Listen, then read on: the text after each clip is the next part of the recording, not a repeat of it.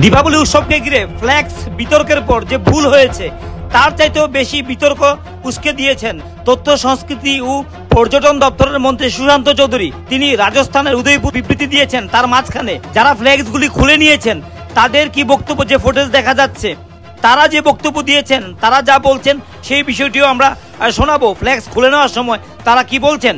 তবে তথ্য সংস্কৃতি দপ্তরের মন্ত্রী সুশান্ত চৌধুরী রাজস্থান থেকে বসে তিনি বলছেন এটা প্রতিহিংসামূলক, দপ্তরকে বদনাম করার জন্য, কালিমা লিপ্ত করার জন্য চেষ্টা করছেন এবং রাজ্যের জনগণ নাকি বিভ্রান্ত হচ্ছেন। তিনি বলছেন রাজ্যের জনগণ বিভ্রান্ত হচ্ছেন। তিনি বলছেন না যে এটা কোনো একটা ভুল হয়ে গেছে, সেই ভুলটা কিভাবে শুধরে নেওয়া যায় তার চেষ্টা করবে দপ্তর।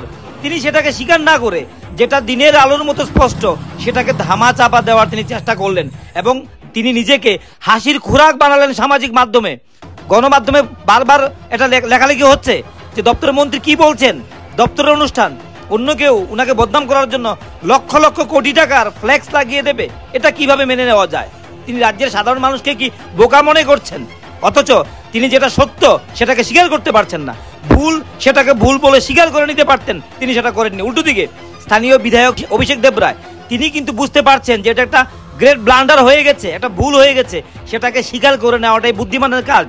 স্থানীয় বিধায়ক, মাতাবাড়ি বিধায়ক, তিনি স্পষ্ট সাংবাদিকদের প্রশ্নের উত্তরে বলছেন যে এটা একটা ভুল হয়ে গেছে। হয়তো তিনি তথ্য সংস্কৃতি দপ্তরের মন্ত্রীর সঙ্গে কথা বলেছেন, মন্ত্রী নিজেও বিরক্ত প্রকাশ করছেন টেলিফোনে। তিনি বলছেন সেই জায়গায় সামাজিক মাধ্যমে তিনি যে বিবৃতি দিয়েছেন, তিনি যে বিবৃতি প্রকাশ করেছেন এবং সামাজিক মাধ্যমে মিডিয়াতে যেটা প্রচার হয়েছে সেই ভিডিও দেখে, ওনার বক্তব্য দেখে রাজ্যের বিরোধী থেকে শুরু করে সাধারণ নাগরিকরা, সাধারণ বুদ্ধিজীবী মানুষ, যারা শিক্ষিত মানুষ, তারা হাসছে। আমরা শোনাচ্ছি স্থানীয় বিধায়ক অভিষেক দেবরায় কি বলছেন। যেহেতু পর্যটন দপ্তর থেকে এটা করা হয়েছে, সঙ্গে সঙ্গে মাননীয় মন্ত্রীকে জানিয়েছে, উনিও ক্ষোভ প্রকাশ করেছেন এবং রাজ্যের বাইরে আছেন, তারপরে বলছেন উনি আমি আসছি, এসে আমি দেখছি এটা কিভাবে হলো, এটা তো কাম্য নয়। আমার যেটা ডিউটি ছিল যে দপ্তরের মন্ত্রীকে জানানো, এবং উনিও ফোনের মধ্যে উনি অত্যন্ত বিরক্ত প্রকাশ করেছেন এই বিষয়ে, কারণ উনিও মার প্রতি অত্যন্ত শ্রদ্ধাশীল এবং উনি সবসময় চেষ্টা করেন এই সমস্ত বিষয় নিয়ে যেন কোনো রকম বিতর্ক না হয়। তো কীভাবে হলো, কেন হলো, কারা করেছে, উনি ফোনের মধ্যে পর্যন্ত বিরক্ত প্রকাশ করেছেন। বলছেন আমি আসার পর এই বিষয়টা আমি দেখছি। আমি বলতে পারবো না, এটা আমি ওনাকে জানিয়েছি, ওনার ডিপার্টমেন্ট উনি এসে দেখে। আবারও শোনাবো মন্ত্রী সুশান্ত চৌধুরী, তিনি রাজস্থানের উদয়পুর থেকে বসে তিনি কি বিবৃতি দিয়েছেন, শুনুন। মন্দিরকে নিচের অংশে রেখে আমাদের ছবি আমরা উপরের দিকে নিয়ে প্রচারে যাব, সেটা আমরা কখনো কল্পনা করতে পারি না এবং সেটা কখনো বাস্তবিকও নয়।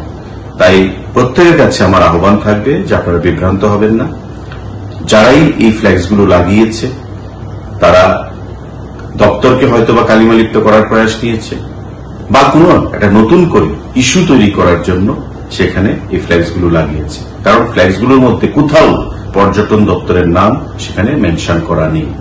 আমরা আগামী কাল থেকে বা আজ রাত থেকে নতুন ফ্ল্যাক্স লাগবে, সেটা আপনারা দেখবেন যে পর্যটন দপ্তরের নাম সেখানে লেখা থাকবে এবং সম্পূর্ণ নতুন ডিজাইন সেখানে থাকবে।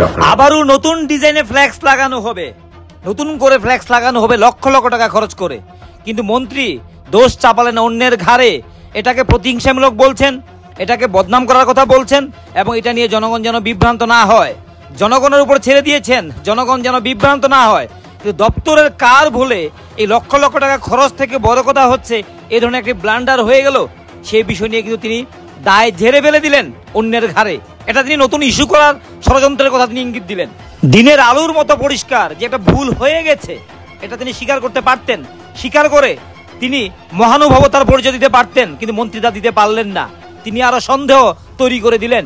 এখন আমরা দেখাচ্ছি যে ফ্ল্যাক্সগুলো যারা খুলে নিচ্ছে গতকাল রাত্রিবেলা অর্থাৎ শনিবার রাতে, সেটা আমরা দেখাবো এবং দেখাবো কিভাবে শুধু এই ভুল না, মাতাবাড়ি যাওয়ার পথে যেখানে দেখা যাচ্ছে 8 কিলোমিটার, সেটা চিত্র দেখা যাচ্ছে এখানে খয়ারপুর চতুর্দশ দেবতার মন্দির, নিচে লেখা রয়েছে ত্রিপুরা ট্যুরিজম, সেটা কি ভুল না?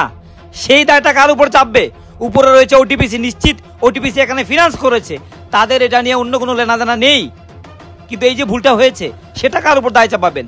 যেখানে লেখা রয়েছে 8 কিলোমিটার, কোথায়? খয়ারপুর চতুর্দশ দেবতার বাড়ি লেখা রয়েছে।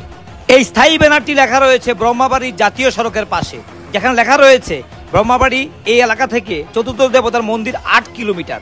ওটিপিসি ফিনান্স করেছে, কিন্তু তারা সেই ভুল তথ্য দিয়ে রেখেছে যেখানে লেখা রয়েছে ট্যুরিজম দপ্তর। শুধু এই একটি দুটো নয়, প্রত্যেকটি ব্যানারে এই ধরনের ভুল তথ্য দিয়ে রেখেছে এবং নিচে লেখা রয়েছে ত্রিপুরা ট্যুরিজম। প্রশ্ন উঠছে যাদেরকে এসব দায়িত্ব দেওয়া হয় তাদের কি সাধারণ শিক্ষাগত যোগ্যতা নেই? তারা কি সাধারণ জানেন না রাজ্যের পর্যটন বিভাগগুলি, টুরিস্ট প্লেসগুলি, স্পটগুলি কোথায় কোথায় রয়েছে, দূরত্ব কত? তারা কি সাধারণ জ্ঞান বুদ্ধি তারা রাখেন না? প্রশ্ন উঠছে। অবশ্যই গোটা ঘটনাটি নিয়ে আপনাদের সুচিন্তিত মতামত আপনারা জানাতে ভুলবেন না।